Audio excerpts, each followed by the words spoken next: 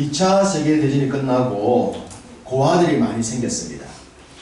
이탈리아에서는 그 고아들을 모아서 양육을 하는 보육시설을 만들었습니다. 민간이 관리하는 보육원보다 국가가 관리하는 보육원은 여러모로 좋았습니다. 일단 영양가가 좋은 먹거리가 좋았고, 또 그들의 어떤 격리라든지 감염을 예방하기 위해서 아이들도 한 명씩 격리해서 관리를 줄 정도로 시설이 좋았다고 합니다. 그에 반해 민간 보육원은 열악했죠. 전쟁 이후였기 때문에. 분명히 국가가 관리하는 보육원과 민간이 관리하는 보육원에는 큰 차이가 있었습니다. 그런데 시간이 지날수록 정말 놀라운 일들이 나타나기 시작했습니다. 국가에서 관리하는 보육원 아이들에게 사망률이 민간에서 관리하는 보육원보다 훨씬 높게 나타났던 겁니다. 뿐만 아니라 아이들의 어떤 정신적 또는 어떤 환경적으로 볼 때 아이들의 정서적으로나 신체적인 발달 과정에 있어서도 국가가 좋은 시설에서 관리하는 보육원보다 민간의 시설보다 국가가 더 못하다는 것이 자꾸만 결과로 나타나기 시작했던 겁니다. 깜짝 놀랐죠. 분명히 환경을 좋게 만들면 아이들이 더 잘 자라야 되는데 그러지 못한 민간 보육원보다 더 못했으니 국가에서 고민하지 않았겠습니까? 그때 할로우라는 학자가 한 가지 실험을 해봤습니다. 왜 그런가를 알기 위해서 어린 원숭이 새끼, 태어난 지 얼마 안 된 원숭이 새끼에게 환경을 만들어주되 두 종류의 엄마를 만들어줬습니다. 한 엄마는 철사로 만들어진 엄마였고 한 엄마는 헝겊으로 만드는 엄마였습니다. 두 어미를 만들어 놓고 이 새끼 원숭이가 어디에 가는가를 관찰했던 거죠. 철사로 만들어진 이 어미 품에는 젖병까지 달려있었기 때문에 생존을 위해서라면 당연히 젖병이 달려있는 철사로 된 어미가 갈 것이라 생각했는데 이 새끼 원숭이는 헝겊으로 만들어진 엄마에게만 달라붙어 있었답니다. 학자들은 그 전에 생각할 때 사람들은 살아가기를 생존에 필요한 환경을 만들어주면 잘 살 것이라 생각했고 짐승들도 그럴 것이라 생각했는데 이 미물에 불과한 어린 원숭이가 먹거리가 있는 철사로 된 어미한테 가지 않고 온기가 있는 헝겊으로 된 엄마에게 붙어 있었다는 겁니다. 배가 고픈데도 불구하고 그쪽으로 잘 가지 않았다고 그래요. 그리고 어느 정도 나중에 또 먹는 것을 해결해서 놀고 있을 때에 갑자기 큰 소리를 내거나 어떤 무서운 물건들을 갖다 놓으면 이 새끼 원숭이가 또 헝겊으로 된 어미에게로 가더라는 겁니다.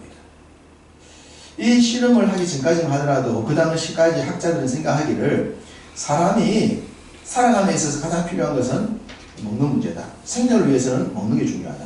특별히 아이들이 태어났을 때 엄마 품을 이렇게 파고드는데 엄마 품을 파고드는 가장 중요한 이유는 바로 자신의 배고픔을 해결하기 위한 것일 것이다 라고 생각했답니다.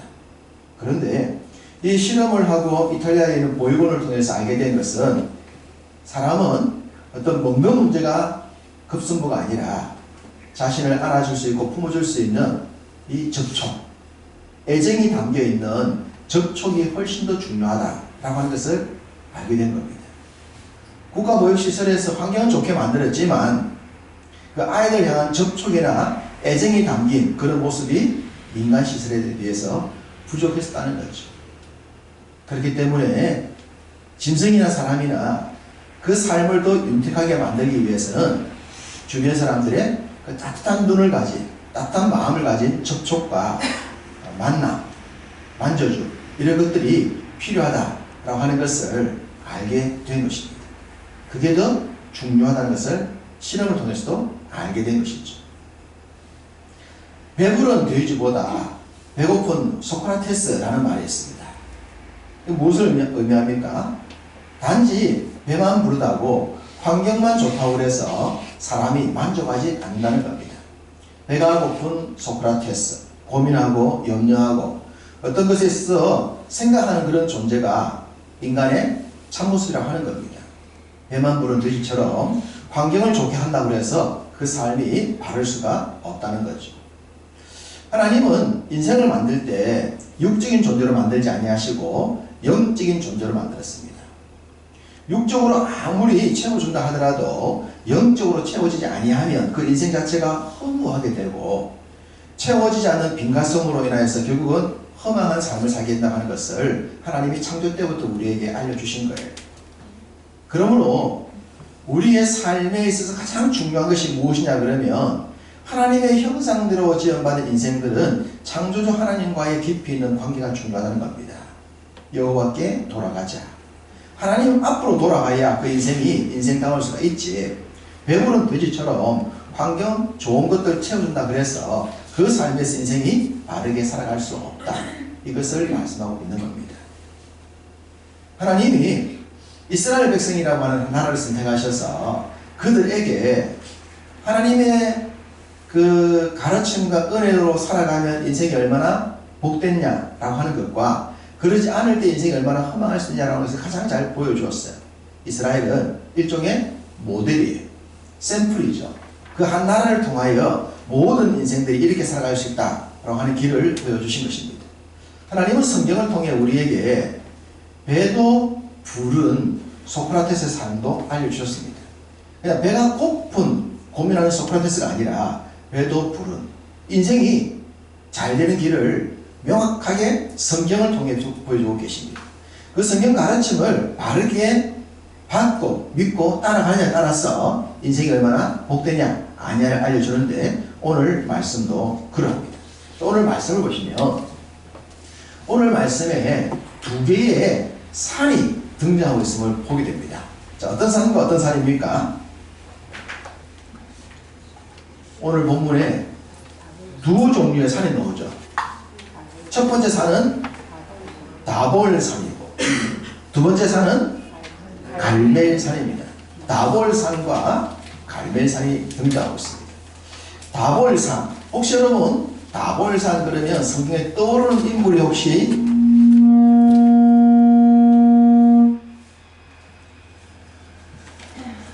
떠오르는 인물이 있으십니까? 다볼. 생각에는 좀 쉽지가 않을 겁니다. 사사기 4장 6절에 보면 이런 말씀이 있습니다. 드보라가 사람을 보내어 아비노함의 아들 바락을 납달리 게데스에 불러다가 그에게 이르되, 이스라엘의 하나님 여호와께서 이같이 명령하지 아니하였느냐? 너는 납달리 자손과 스불론 자손 10,000명을 거느리고 다볼산으로 가라. 다볼산으로 가라. 여사사 드보라의 사역에서 아주 중요하게 등장한 산이 다볼산입니다. 사사시대를 우리가 이해한다면 영적으로 하나님을 떠나서 자기 속에 옳은 대로 살았던 시대이지 않습니까? 얼마나 그 시대가 하나님의 법과 멀었냐 그러면 형편없는 사람들을 사사로 세워서 나라를 시키는 그런 모습까지 보여주고 있거든요. 여성들은 약함의 상징이지 않습니까? 약한 존재였던 여성을 들어서 전쟁에서 이기게 만드는데, 강함을 상징하는 바락이라는 존재가 여성 앞에 허약하게 등장하는 장면을 보여주고 있어요. 어쨌든 그 시대에 연약한 여성을 통하여 세상을 이겼던, 불신의 세계를 이겼던 이야기가 드보라의 얘기인데, 그 드보라의 이야기 배경이 다볼산에서 이루어졌다라고 하는 것을 성경은 말씀하고 있습니다. 또 한 번 나오는데 신약 성경에 아주 중요하게 등장합니다. 그러나 신약 성경에서는 정확하게 다볼산이라고 표현을 하고 있지 않아요. 전통적으로 그곳이 다볼산이다 라고 얘기를 합니다. 마태복음 17장에는 우리 예수님께서 베드로와 야고보 요한을 데리고 산 위로 올라가십니다. 그리고 그 산 위에서 변화가 되시죠. 그 산을 우리가 변화산이다 그렇게 말하지 않습니까? 초막을 짓겠다는 얘기 나오는 그곳입니다. 그 굉장히 유명한 변화산 얘기인데, 우리가 변화산으로 알고 있지만 그 산을 전통적으로 다볼산으로 얘기를 합니다. 다볼산. 드보라가 승리했던 그 산, 그리고 우리 예수님께서 놀랍게 변화가 되셔서 이 땅의 삶이 아니라 영원한 천국의 삶이 있다고 하는 것을 상징적으로 보이셨던 산이 다볼산이었다고 하는 것을 참고로 알아주시면 도움이 될 겁니다. 자, 그리고 오늘 본문은 다볼산이 아니라 갈멜같이 오리라 했기 때문에 갈멜산입니다. 여러분, 갈멜산 그러면 딱 떠오르는 사람 누가 있습니까? 엘리야죠. 한 방에 떠오르죠. 엘리야가 어떤 기적을 행합니까? 여기서 바알과 아세라 선지자 850명과 싸워서 이기지 않습니까?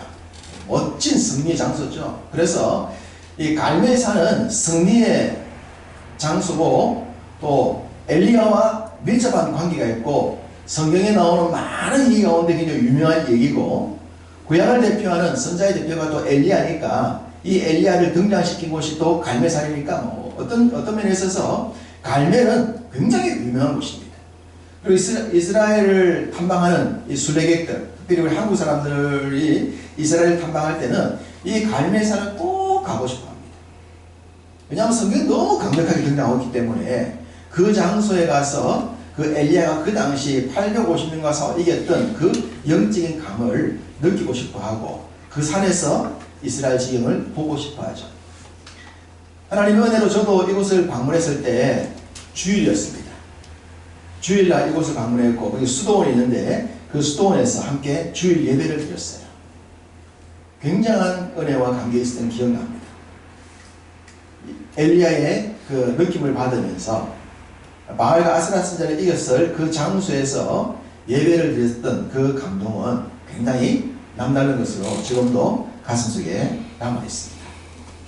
갈멜산. 지금도 그곳에 가면 엘리야의 여러 흔적들을 볼 수가 있습니다.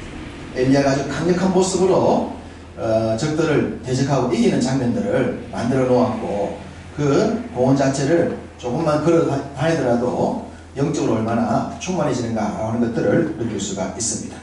자, 어쨌든 이 갈멜산 그러면 우리는 구약의 선지자를 대표하는 엘리야를 떠올릴 수가 있고 엘리야가 바알과 아세라 선지자 850명과 싸워서 승리했다라는 승리의 장소로 기억을 하고 있습니다. 그렇기 때문에 이 갈멜이 후대에 특별히 신약에 오신 메시아와 연관 지어질 때도 이 갈멜을 하나님이 쓰시고 있다는 것을 기억을 해두면 좋겠습니다. 갈멜산, 갈멜, 엘리야와 함께 또 한 사람을 생각할 수 있습니다. 여러분, 엘리야가 예언을 할 때 엘리야와 가장 밀접하게 등장했던 왕이 한 사람인데 어느 왕입니까? 북왕국 이스라엘의 아합 왕입니다. 아합 왕 때에 엘리야가 등장하여 3년 6개월 동안 비가 오지 않는다라고 예언을 했고 그리고 세월이 지나고 난 뒤에 다시 비가 온다는 얘기들을 이 아합 왕에게 하지 않습니까? 오지 않던 비가 다시 올 것이다라는 얘기는 바알과 아세라 선지자 850명을 죽이고 난 뒤에 바로 그 뒤에 나와요. 그 뒤에 엘리야가 아합 왕에게 곧 비가 올 겁니다 라는 얘기를 합니다. 그리고 산에 올라가서 7번 기도하는 장면을 보여주고 있죠. 구름이 또 오를 때 비가 온다라고 얘기를 하고 아합 왕에게 비가 오니까 속히 이곳을 내려가라 라고 얘기를 해요. 그리고 비가 올 때에 그 돌아가고 있는 아합 왕과 그 옆에 있는 엘리야의 모습을 보여주고 있는데 이 장면은 성경을 볼 때마다 정말 어떻게 이것이 가능할까 싶은 그런 질문을 하게 만드는 장면이 나오는데 그 내용을 잠시 보겠습니다. 열왕기상 18장 구약성경 549쪽입니다. 열왕기상 18장 45절과 46절 549쪽 같이 읽어보겠습니다. 조금 후에 구름과 바람이 일어나서 하늘이 캄캄해지며 큰 비가 내리는지라 아합이 마차를 타고 이스라엘로 가니 여호와의 능력이 엘리야에게 임하며 그가 허리를 동이고 이스라엘로 들어가는 곳까지 아합 앞에서 달려갔더라. 이 장면입니다. 아합 앞에서 달리고 있는 엘리야의 모습. 마차가 달리는데 비가 오는 그 빗길에 마차 앞에서 엘리야가 달려가고 있습니다. 갈멜산에서 이스라엘까지 거리는 대략 22.4km입니다.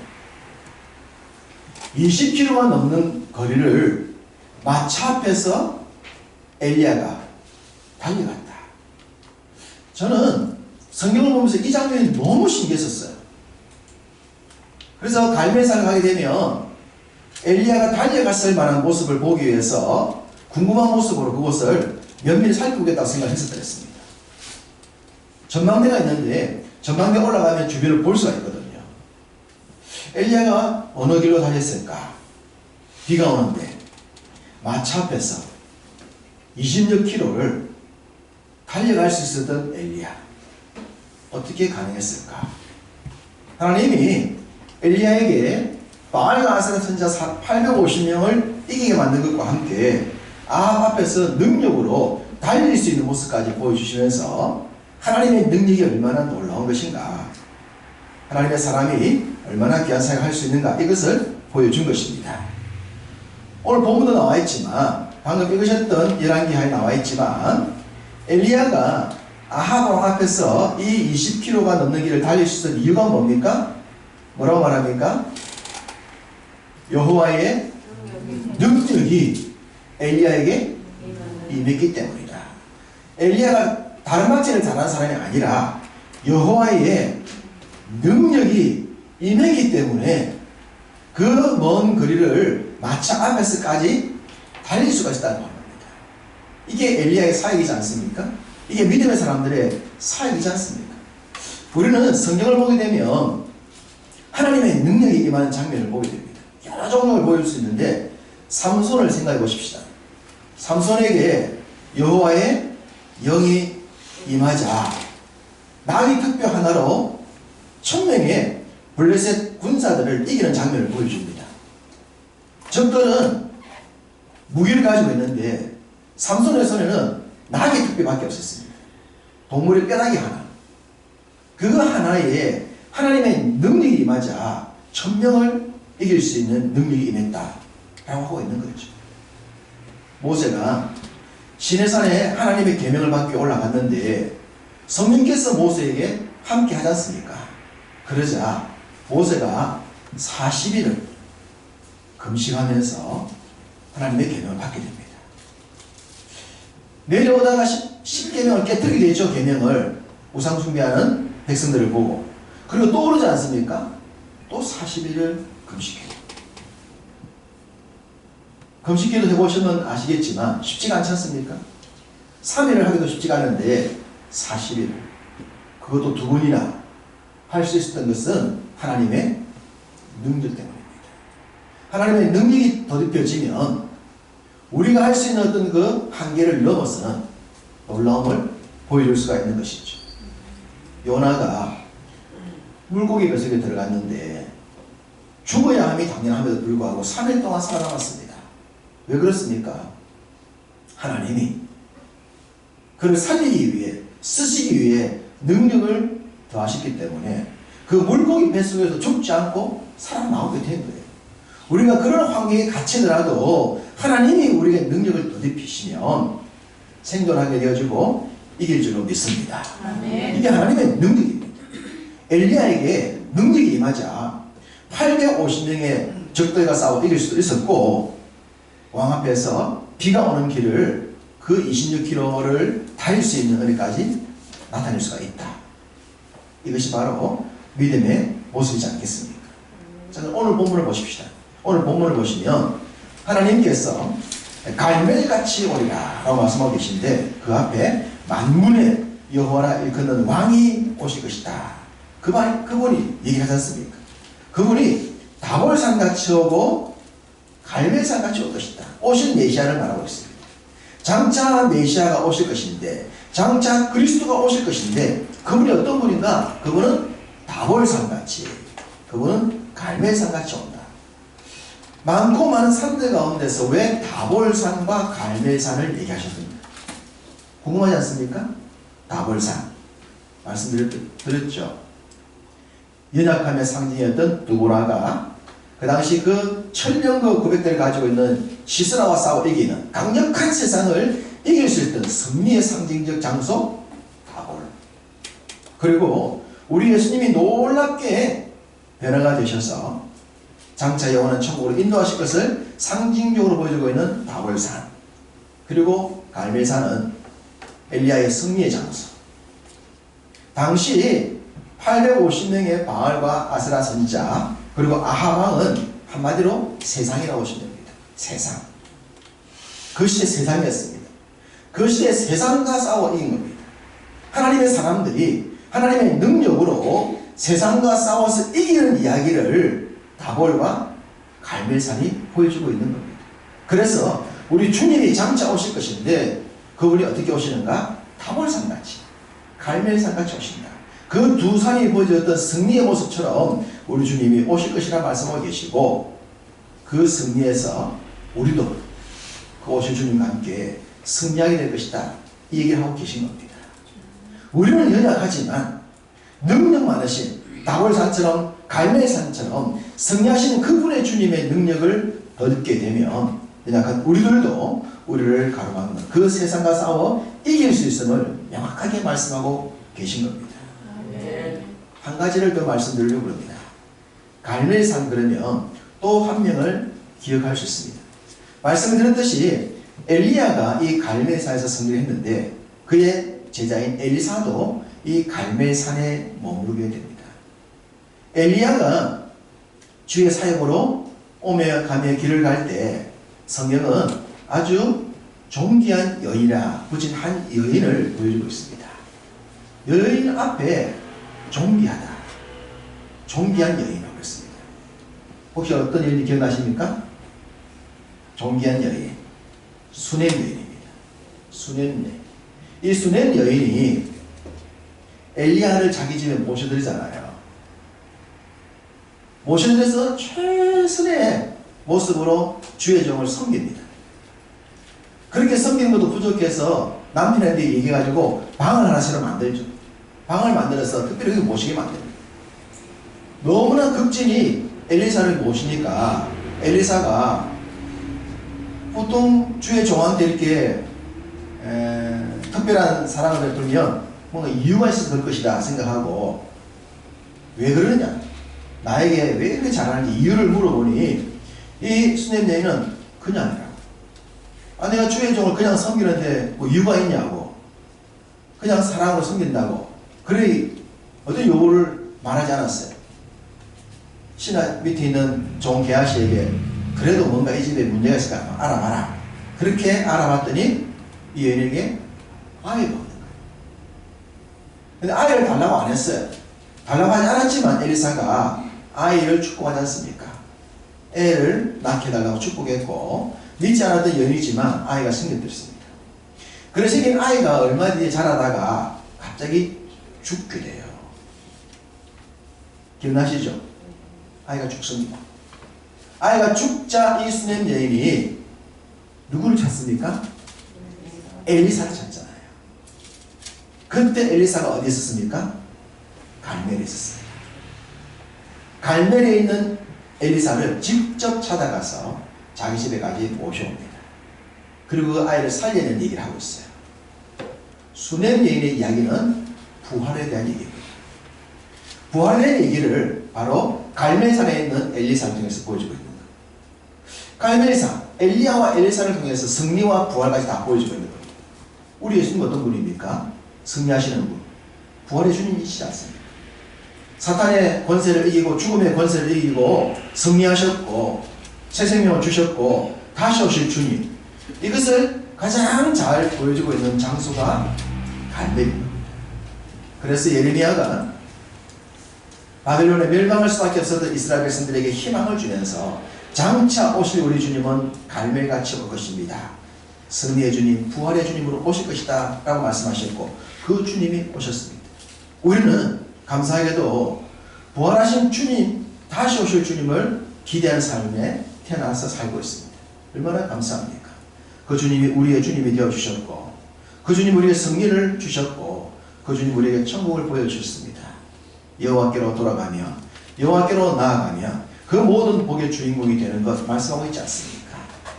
예레미야서에 갈멜같이 오리라고 할 때는 오실 주님을 기대했겠지만 우리는 다시 오실 주님을 소망하며 살아가고 있습니다. 승리하신 주님, 우리 그 모든 승리를 선물로 주신 주님, 그 주님을 놓치지 마시고 그 주님을 붙들고 살아갑시다. 세상의 그 어떤 것이 우리의 영혼을 만족케 하는 것이 아니라 하나님께로 말미암아 우리의 영혼에 참 안식이 있다는 것을 기억하고 여호와로 말미암아 하늘의 복과 땅의 복을 다 받아 누리면서 우리의 삶이 풍요롭고 받은 복들을 베풀어 나눌 수 있는 그런 믿음의 자리에 믿음의 축복들을 풍성히 누리며 살아가시기를 주님의 이름으로 축복합니다.